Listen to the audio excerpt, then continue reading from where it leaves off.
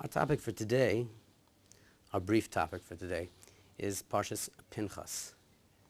We'll take a look at just the first few psukim and not necessarily analyze the text as much as conceptually trying to approach the events that are transpiring.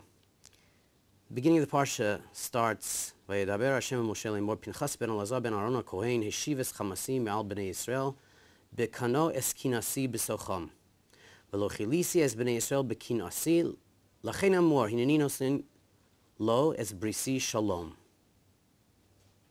v'chulei. Brisi shalom. The Mefarshim have many different approaches to what exactly this bris shalom is.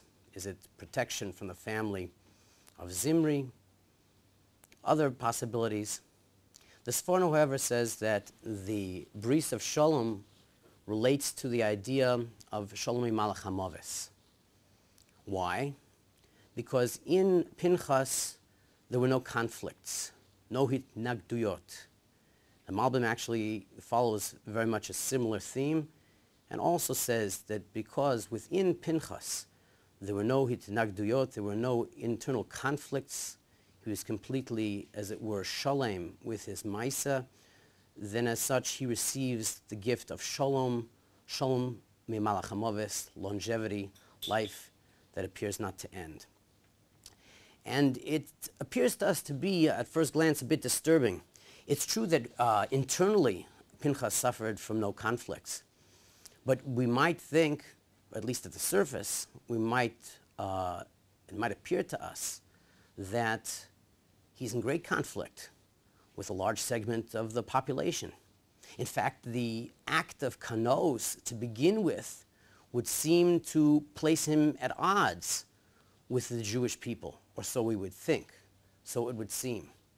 We know that if, in fact, a leader, a Navi, finds himself in a state of what is referred to as categoria, criticism, as opposed to sanagoria, as opposed to offering protection, speaking up on behalf of the Jewish people, his job description is terminated, or at least modified. The beginning of Hosea, the very strange events there with his marrying Gomer. For those who want to take a look at it, it's a fascinating story.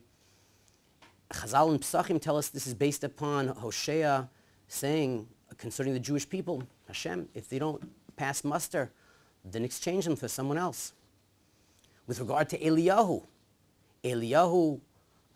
in Har HaKarmel, and post the Maisa of Har HaKarmel, he flees, he comes to Har Sinai.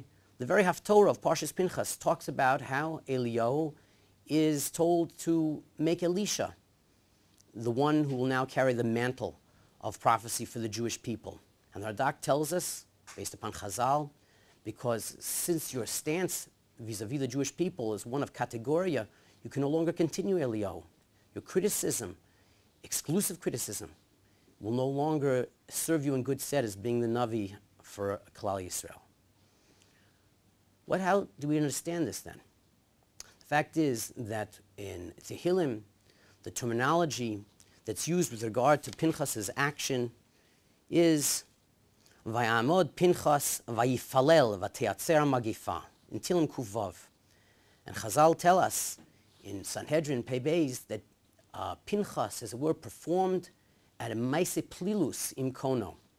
He argued, he took Cosby and Zimri as they were still skewered upon the pike that he had killed him with in his act of kanos, slammed them down into the ground and said Kol V'yochel before the Mokom in an incredible statement, Bishvil Elu Yamusu 24,000 mi-Yisrael, for these should die 24,000 Jewish people. So we see that in the backdrop, in the background, Pinchas is a lover of the Jewish people. His kanos is an expression of his love for the Jewish people.